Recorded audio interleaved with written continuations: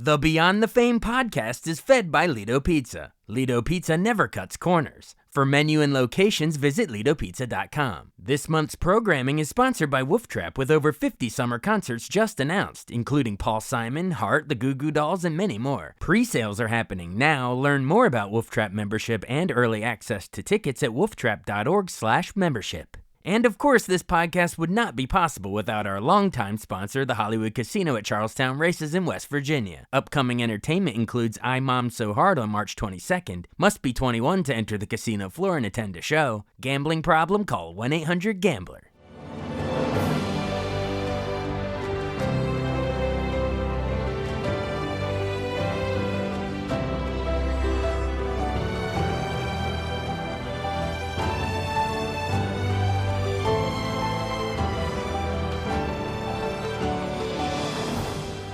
Welcome to the newest episode of Beyond the Fame with Jason Fraley. I'm your host, Jason Fraley, picking the brains of the top filmmakers, musicians, and artists of our time.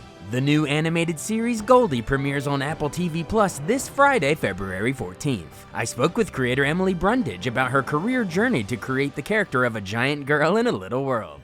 Hey, Emily Brundige. Hey, thanks so much for joining the show today. Thank you. I'm happy to be here. We are talking because you are the creator of Goldie, the new animated series that's going to be on Apple TV Plus starting February 14th. I know this began as a short you did back in 2019, but just give us the basic premise in case some of our folks missed it. Yeah, so Goldie is about a giant girl named Goldie who has a giant heart, and she goes on really fun adventures with her group of friends and bird companion Romeo. How'd you come up with the idea? What, because it's like, were you reading about like Clifford the Big Red Dog, and you're like, let's do a human Well, version, or what? yeah, I mean, I did think about it. Clifford was an inspiration for sure. I just wanted to create my own iconic giant character. I also really wanted to create a character who was a girl who took up space. So I thought giant girl would be perfect for that. I love it. Now, was it, based on anything growing up? Were you, taller than other girls in your class, or did you know friends that were, or I don't know, what do you think some Yeah. subconscious things that might have spawned the character? Yeah, I definitely, when I was in elementary school, I was taller than most of my friends, and going through puberty at a young age. So I just felt like kind of a monster sometimes, and I was very self-conscious of my body and my size. And so that it comes from that, but it's also kind of an empowering thing having this giant girl, because she in itself, she can't hide who she is. Right. She's just undeniable. So that's something I really love about the character. A woman that a girl that takes up space, metaphorically as well as just literally in the show. I love it. I love it. Was it a bit of a challenge at all? Trying to expand what was a acclaimed short in 2019, but once it gets picked up by Apple, is it a challenge to flesh it out and create different episodes? I want to know sort of how it went from this one little seed of a small short in your mind to then this dream. Oh my God, Apple's going to pick it up. How am I going to expand it into more adventures every week? Yeah, I mean, the nice thing is that I already had some of the characters from the short already created. So then it was kind of finding like the story engine for the show, what would drive more stories. And that was came to be Goldie's oversized emotions kind of drove stories, as well as the other kids' big feelings. Um, and yeah, and I also wanted to tell all kinds of stories. So I tried to look at um, this premise, a giant living in this little town from different angles, Yeah. and also pulling back the layers on some of our other characters. I love it. Well, you mentioned sort of a few seconds ago, some of your real life inspirations for this larger than life character. But I want to remind folks, so you grew up in LA in the 80s and early 90s. So what did that was like coinciding with the Disney Renaissance, starting Oh, in yeah. 89, and then also of course the birth of Pixar in 95 with Toy Story. So yeah, so what were your touchstones animated wise growing up? Well, I was in it. Yeah, I was a huge animation fan, a huge Disneyland fan. I my favorite movie was Beauty and the Beast. Yeah. My mom took me to meet some of the actors and artists. Being an LA kid, you could do things like that. Um, but I think also growing up, Disneyland was my favorite place on earth. It was just always kind of an escape for me. Right. And I guess I saw at an early age how imagination can be freeing in that sense. Yeah. Well, if there are other aspiring young animators watching this, remind them sort of how you sort of broke in. I know it was you had a 2012 YouTube series, Pubertina. Yeah. It got like Mhm. millions of views on YouTube. But yeah, remind us because that might be inspiration for them. I created a Pubertina short myself at school at Cal Arts, and Oh, then cool. someone saw it and asked if I wanted to pitch it as a web series. Nice. So that opportunity came to me that way.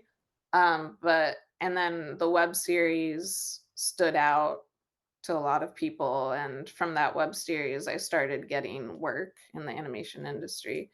But what I would say is just there are so many different paths.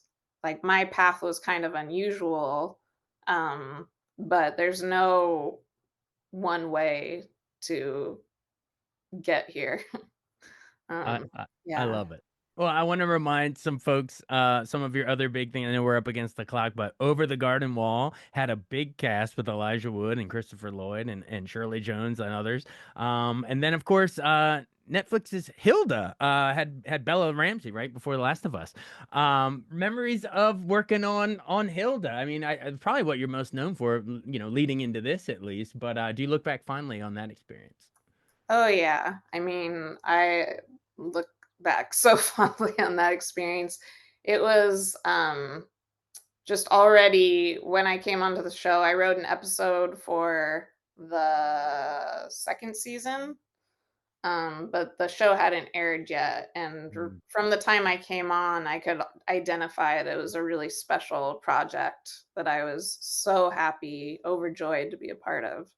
And then working with, Silvergate, they were so encouraging. The year that in 2019, I became head writer on season 3, It's awesome. and, I was breastfeeding at the time, and we had a writers summit here in LA, and I remember I had, like, my own pool house to pump in. Oh, From nice. So you run off, take care of business, and Yeah, come back and be yeah, a head but writer. just as a young mother and mother of a young child, like, they were so nurturing, and so it was a great experience. Yeah. That's nice that they made it a great experience with that. That must have been probably not didn't get much sleep during those times. A lot of late night Probably hours. not. No, definitely not. Awesome. And then, well, and I guess that brings us sort of up to the most recent, I guess, was Big Nate Nickelodeon's, because that ran up literally up until last year, right, on Paramount Plus, and you got Right. nominated for an Annie Award. You shared an Annie Award nomination. Now is that is the Big Nate that we all grew up reading in the comic strip? Yeah, I assume. yeah, yeah. Did you grow up reading it, and when this opportunity came along, you're like, well, I gotta do that. That's like getting offered Calvin Hobbes.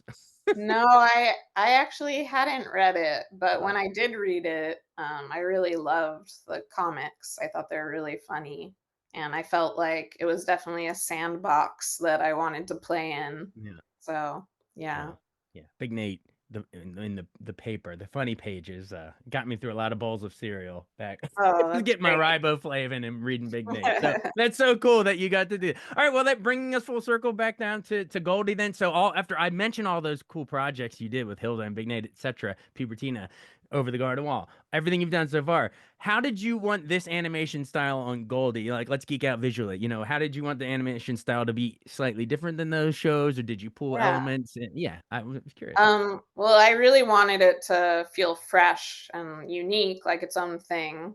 And I think we've achieved that. With the world, it's this kind of unusual bright pastel palette with rainbows kind of almost being their own character on the show. And with the style of the character designs, it's kind of, or just the look, it's like kind of looks like a cousin of Hilda, or but because it was produced by Mercury, who also Yeah, was the production studio on Hilda, but it's slightly cartoonier and slight different. It's cartoony but a little grounded. Um, and yeah, I just wanted it to be a visual feast, which I think it is. I love it. Well, everybody, check it out. It's called Goldie. You're the creator, Emily Brundige. It's going to be the animated series on Apple TV Plus on February 14th. You don't want to miss it. Everybody, check it out. Thank you, Jason. Thanks so much for listening to Beyond the Fame with Jason Fraley. Our theme music is Scott Buckley's Clarion. Remember to give us a 5-star rating if you like what you hear. We'll see you next time.